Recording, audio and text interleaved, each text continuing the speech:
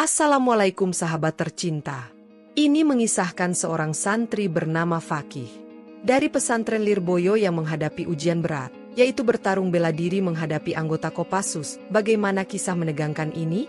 Langsung aja kita ke kisah lengkapnya yang mengguncang dan membuat kita menjerit penuh misteri ini. Pesantren Lirboyo di Kediri telah lama dikenal sebagai salah satu pesantren terbesar dan tertua di Indonesia. Tidak hanya terkenal dengan ilmu agamanya, Lirboyo juga dikenal dengan tradisi kejawen dan warisan seni bela diri. Santri-santri di sana tak hanya belajar Al-Quran, hadits, atau kitab kuning, tetapi juga diajarkan kemandirian, kedisiplinan, dan ilmu bela diri sebagai bagian dari kehidupan mereka.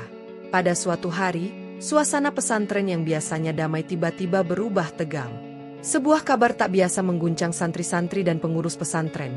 5 anggota Kopassus, pasukan elit Indonesia, dikabarkan akan datang untuk menguji kemampuan seorang santri dalam ilmu bela diri.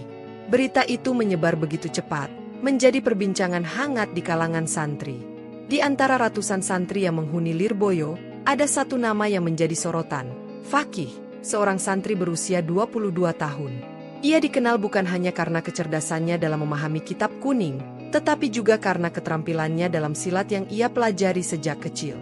Fakih adalah murid kesayangan Kiai Umar, guru besar pesantren yang memiliki keahlian silat legendaris. Fakih awalnya merasa heran ketika namanya disebut oleh pengurus pesantren untuk menghadapi ujian itu. "Kenapa harus saya, Ustaz?" tanyanya dengan nada rendah hati. Namun, Ustaz Farid, salah satu pengurus pesantren, hanya tersenyum. "Ini adalah ujian bukan hanya untukmu, Fakih, tetapi juga untuk menunjukkan bahwa Lirboyo bukan sekadar pesantren, melainkan tempat para pendekar sejati."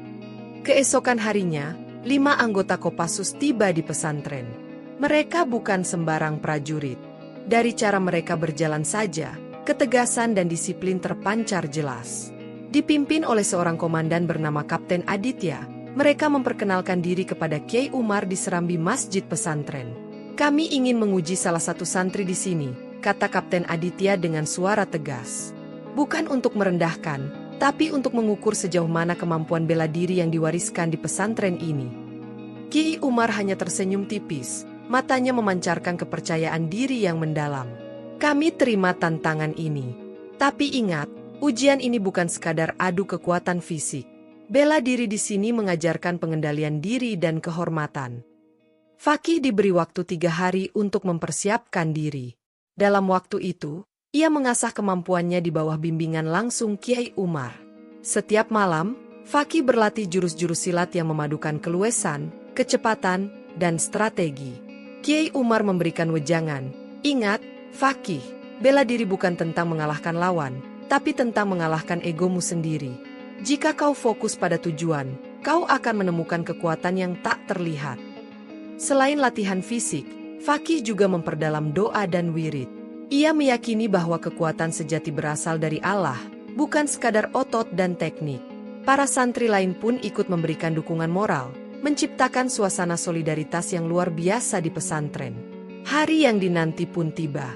Lapangan pesantren penuh dengan santri yang berkumpul untuk menyaksikan pertarungan itu. Sebuah lingkaran dibuat di tengah lapangan sebagai arena. 5 anggota Kopassus, dengan pakaian seragam hitam, berdiri berjajar. Mereka semua tampak gagah, dengan tubuh kekar dan wajah serius. Sementara itu, Fakih, dengan pakaian khas santri, berdiri dengan tenang. Kapten Aditya melangkah maju. "Pertarungan ini akan dilakukan dalam 5 ronde. Setiap ronde, kau akan menghadapi salah satu dari kami. Jika kau bisa bertahan, kau menang. Namun, ingat, ini bukan hanya soal kekuatan, tapi juga kecerdasan dan ketenangan." Fakih hanya mengangguk, wajahnya tetap tenang. Dalam hatinya, ia berdoa, memohon kekuatan dari Allah untuk menghadapi ujian ini. Ia sadar bahwa ini bukan hanya tentang dirinya, tetapi juga tentang kehormatan pesantren dan ajaran yang ia junjung tinggi. Ronde pertama dimulai. Fakih menghadapi prajurit pertama, seorang Kopassus muda bernama Serkariko. Dengan tubuh yang kekar dan gerakan yang agresif, Serkariko mencoba mengintimidasi Fakih sejak awal. Namun, Fakih tetap tenang. Ia mengingat pelajaran dari Kiai Umar, ketika lawan menyerang dengan emosi, tangkap celahnya dengan ketenangan. Serangan demi serangan dilancarkan oleh Serkariko, tetapi Fakih berhasil menghindarinya dengan gerakan yang lincah. Sesekali ia melancarkan serangan balik yang membuat Serkariko terkejut. Pertarungan itu berlangsung dengan intens, tetapi di akhir ronde, Fakih berhasil menjatuhkan Serkariko dengan sebuah gerakan kuncian yang sederhana namun efektif. Suara sorak-sorai dari para santri menggema di seluruh lapangan. Fakih hanya tersenyum tipis, lalu kembali ke posisinya untuk bersiap menghadapi ronde berikutnya. Ia tahu bahwa tantangan sesungguhnya baru saja dimulai. Di sela waktu istirahat, Fakih menunduk, mengatur napas. Dalam pikirannya, ia mengingat pesan Kiai Umar yang selalu menenangkan. Fakih, perjuanganmu adalah perjuangan hati. Jika hatimu lurus, Allah akan meluruskan langkahmu. Sementara itu, di sisi lain, Kapten Aditya dan timnya mulai menyadari bahwa Fakih bukan lawan sembarangan. Mereka kini bersiap dengan strategi yang lebih matang untuk ronde berikutnya. Tantangan berikutnya akan lebih berat, dan Fakih harus menunjukkan bahwa ia bukan hanya seorang santri biasa. Ia adalah simbol dari kehormatan pesantren Lirboyo. Setelah mengalahkan Serkariko di ronde pertama, Fakih menghadapi lawan berikutnya, Sertu Andi. Berbeda dengan Riko yang agresif, Andi adalah tipe petarung yang cerdik. Ia memulai dengan gerakan-gerakan kecil, mencoba membaca pola Fakih. Dengan tubuh lebih besar dan pengalaman bertahun-tahun dalam bela diri militer, Andi menggunakan pendekatan bertahan untuk memancing Fakih melakukan kesalahan. Fakih, yang telah terbiasa dengan berbagai gaya bertarung dari latihan di pesantren, memahami taktik ini. Namun, ia menyadari sesuatu. Kecepatan dan ketenangannya adalah senjata terbaik. Andi melancarkan serangan mendadak, mencoba menangkap Fakih dengan kuncian kuat. Dalam sekejap, Fakih memanfaatkan momentum serangan itu untuk memutar tubuhnya, membuat Andi kehilangan keseimbangan. Keduanya terus bertarung dalam ketegangan, dengan Fakih mengandalkan kelincahannya dan Andi mencoba menghentikannya dengan tenaga kasar. Namun, di akhir ronde, Fakih berhasil menundukkan Andi dengan sebuah teknik bantingan yang ia pelajari dari Kiai Umar. Sorakan kembali menggema, tetapi Fakih tetap menjaga ekspresi tenangnya. Di sela waktu istirahat, Fakih duduk bersila, memejamkan mata, dan mengatur napas. Sementara itu, Kapten Aditya mulai berdiskusi dengan timnya. Mereka mulai melihat bahwa Fakih bukan hanya sekadar santri yang belajar silat. Ia memiliki mental baja yang tak mudah goyah, sesuatu yang jarang ditemukan bahkan di kalangan prajurit. Dia bukan sekadar petarung, kata Aditya kepada timnya. Dia membawa sesuatu yang lebih dalam, ketenangan spiritual yang tak bisa dipatahkan dengan kekuatan fisik. Di sisi lain, Kiai Umar mengamati dari kejauhan dengan senyuman. Ia tahu bahwa Fakih tidak hanya bertarung untuk dirinya sendiri, tetapi juga untuk menunjukkan nilai-nilai pesantren yang mendalam, keteguhan, kesederhanaan, dan keberanian yang berpijak pada iman. Lawan berikutnya adalah Serma Danu, seorang Kopassus yang terkenal dengan kecepatan dan kelincahannya. Danu mengubah strategi, mencoba memanfaatkan gerakan cepat untuk mendominasi arena. Ia melancarkan serangan-serangan cepat yang hampir mustahil dihindari. Fakih sempat tertekan di awal ronde. Beberapa kali pukulan Danu mengenai tubuhnya, membuatnya mundur. Namun, ia segera mengingat ajaran Ki Umar tentang pentingnya menjaga fokus. Ketika lawan tampak terlalu cepat, ingatlah bahwa pikiran yang tenang akan selalu mendahului gerakan mereka. Fakih mulai menyesuaikan langkahnya, memperhatikan pola serangan Danu. Dengan gerakan halus namun efektif, ia berhasil menangkap celah di antara serangan-serangan Danu. Saat Danu mencoba memukul dengan kekuatan penuh, Fakih menghindar dengan gerakan memutar, lalu melancarkan serangan balik yang membuat Danu terjatuh. Ronde ini berlangsung lebih lama dari sebelumnya, tetapi Fakih akhirnya keluar sebagai pemenang setelah berhasil mengunci pergerakan Danu dengan teknik unik yang memanfaatkan keseimbangan lawan. Setelah 3 ronde, semangat para santri yang menonton semakin membara. Mereka menyaksikan bagaimana Fakih menghadapi tantangan yang luar biasa dengan ketenangan dan keberanian. Beberapa dari mereka bahkan mulai menirukan gerakan Fakih, merasa terinspirasi oleh keberhasilannya. Namun, Fakih tahu bahwa perjuangan ini belum selesai. 2 ronde lagi menanti, dan lawan-lawan berikutnya pasti akan lebih tangguh. Di sela istirahat sebelum ronde keempat, Kapten Aditya berdiri. Ia melihat ke arah Fakih, yang masih tenang meski telah melalui 3 ronde berat. Santri ini luar biasa, pikirnya. Tapi aku harus memastikan bahwa ia tidak hanya mengandalkan keberuntungan. Aditya memberikan arahan kepada lawan berikutnya, Sertu Wahyu, yang dikenal dengan kemampuan taktisnya. Wahyu, jangan menyerang langsung. Baca gerakannya, pancing dia keluar dari zona nyamannya. Kita harus menguji sejauh mana ia mampu bertahan. Di sisi lain, Fakih memanfaatkan waktu istirahat dengan bermunajat kepada Allah.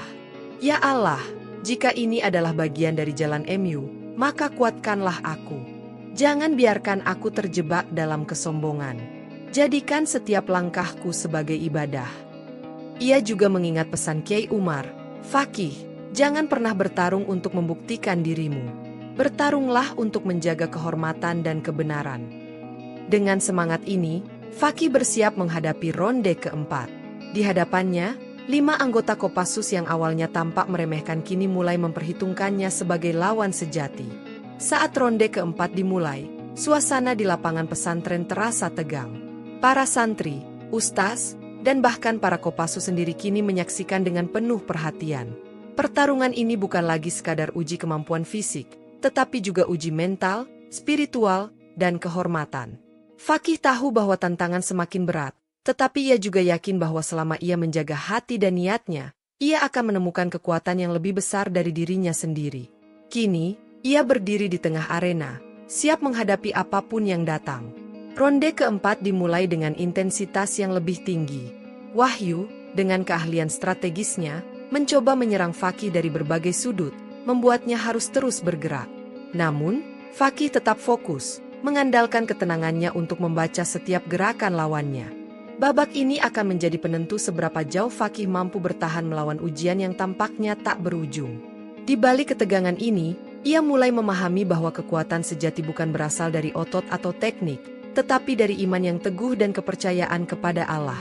Pertarungan di ronde keempat dimulai dengan intensitas yang berbeda. Sertu Wahyu, seorang Kopassus yang dikenal dengan strategi dan keahliannya dalam membaca gerakan lawan, tidak menyerang secara langsung seperti peserta sebelumnya. Ia bergerak melingkar, memperhatikan Fakih dengan seksama, mencoba memahami pola pikir dan gerakannya. Fakih, meski sedikit kelelahan, tetap tenang. Ia tahu bahwa setiap langkah Wahyu adalah bagian dari strategi untuk memancing kelemahannya. Dalam benaknya, ia mengingat pelajaran dari Kiai Umar, ketika lawan berusaha mengontrolmu, biarkan mereka berpikir demikian. Sementara itu, kau kendalikan hatimu. Wahyu tiba-tiba melancarkan serangan cepat, mencoba menjatuhkan Fakih dengan pukulan rendah ke arah kakinya. Fakih melompat menghindar, tetapi Wahyu dengan gesit menyerang kembali dengan tendangan ke arah atas. Gerakannya nyaris mengenai Fakih, namun ia berhasil menunduk dengan cepat.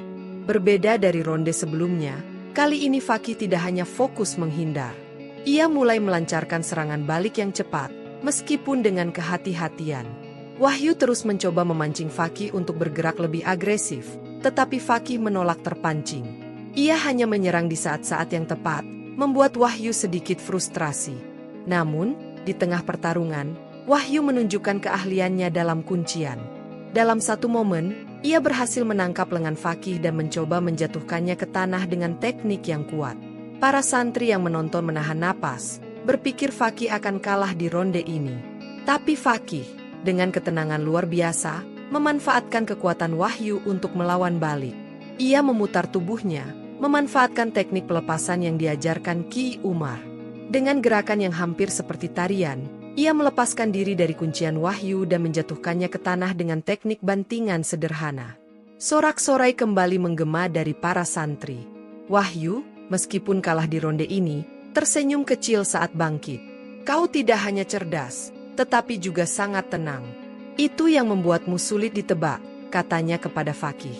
Fakih hanya tersenyum, lalu menunduk hormat. Baginya, kemenangan ini bukanlah tentang membuktikan keunggulan, melainkan tentang menjaga kehormatan pesantren dan nilai-nilai yang diajarkan di dalamnya.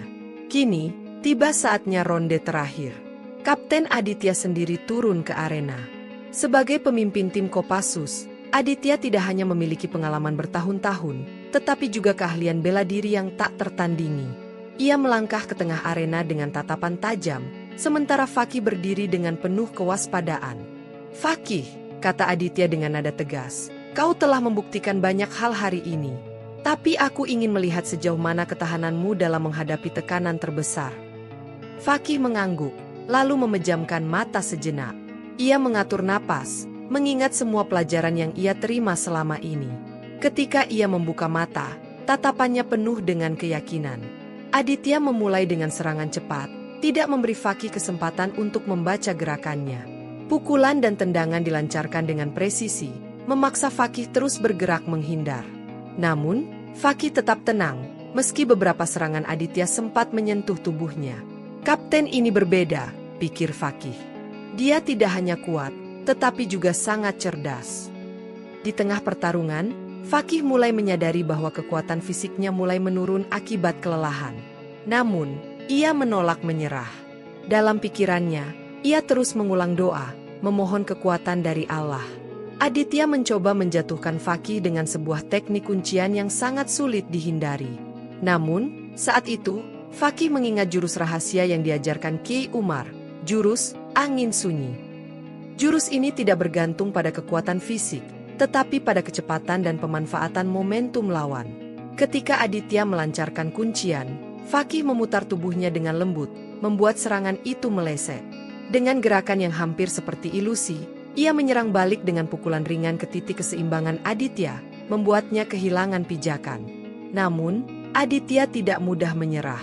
Ia segera bangkit dan melancarkan serangan lain, tetapi Fakih terus memanfaatkan jurus angin sunyi untuk menghindar dan menyerang balik dengan presisi. Pertarungan ini berlangsung lebih lama dari yang lain, membuat para santri dan Kopassus yang menonton terpaku.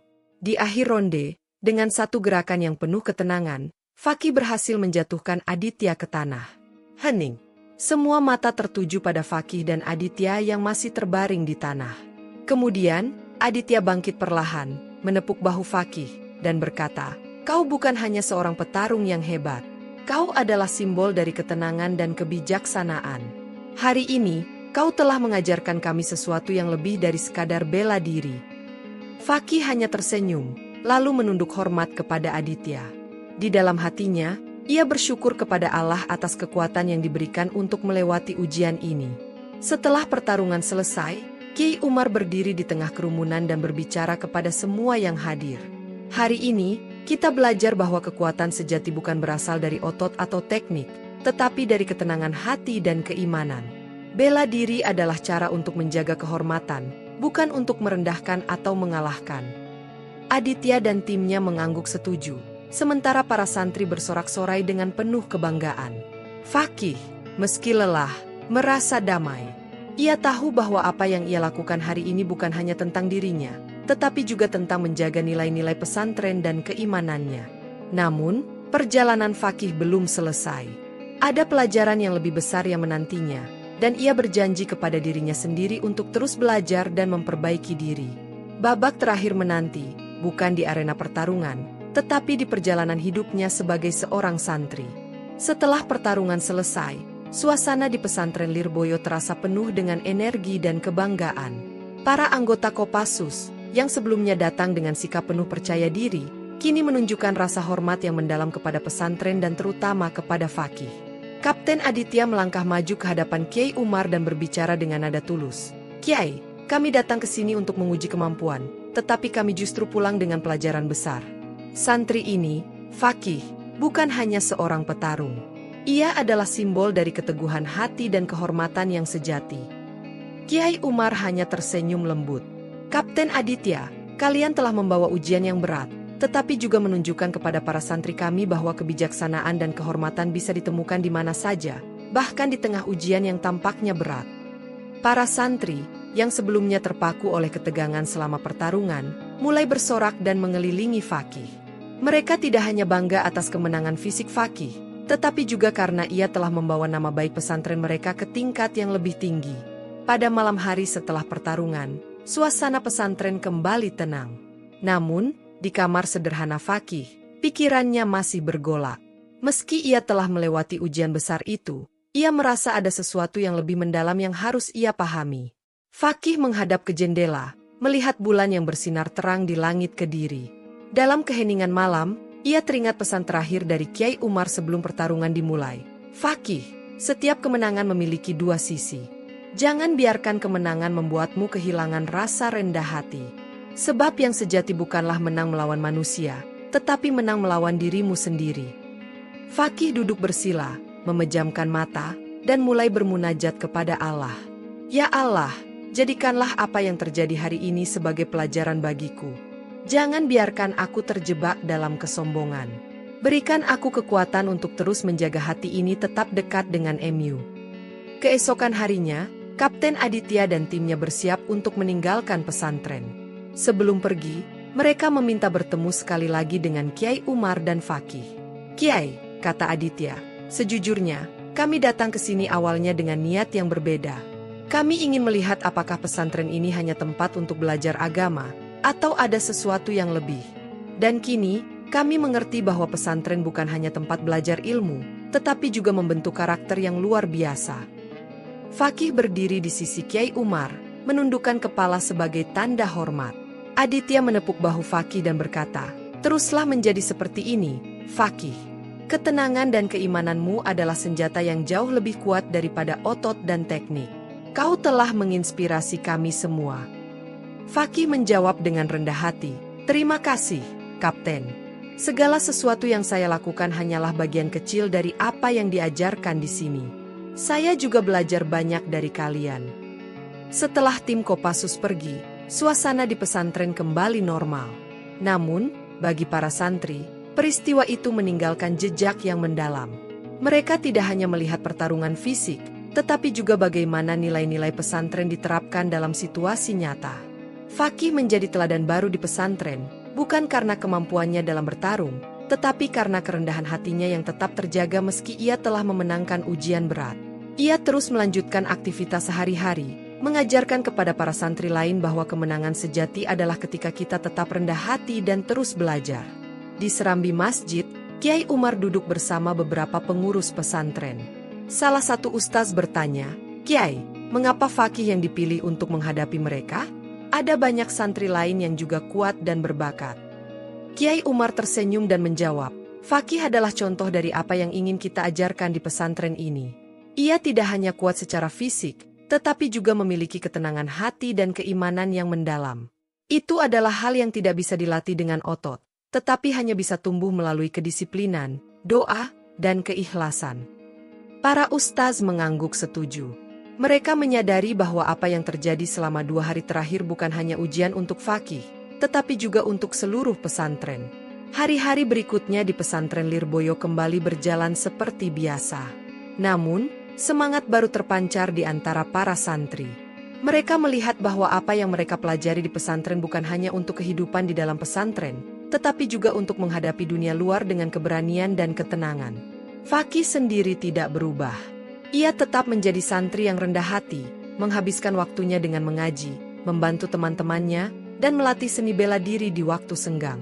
Namun, di dalam dirinya, ia membawa rasa syukur yang lebih dalam kepada Allah atas pelajaran berharga yang ia dapatkan. Kisah Fakih dan pertarungannya dengan 5 anggota Kopassus menjadi legenda di pesantren Lirboyo. Bukan sebagai cerita tentang kemenangan fisik semata, tetapi sebagai pelajaran tentang bagaimana iman, ketenangan, dan rendah hati dapat membawa seseorang melewati ujian terberat.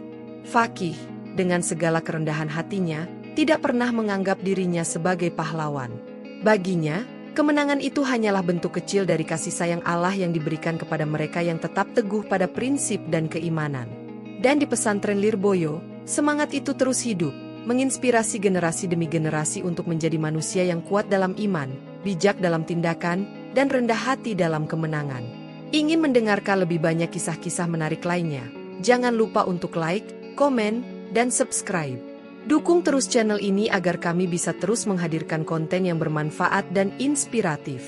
Wallahu a'lam bishawab. Wassalamualaikum warahmatullahi wabarakatuh.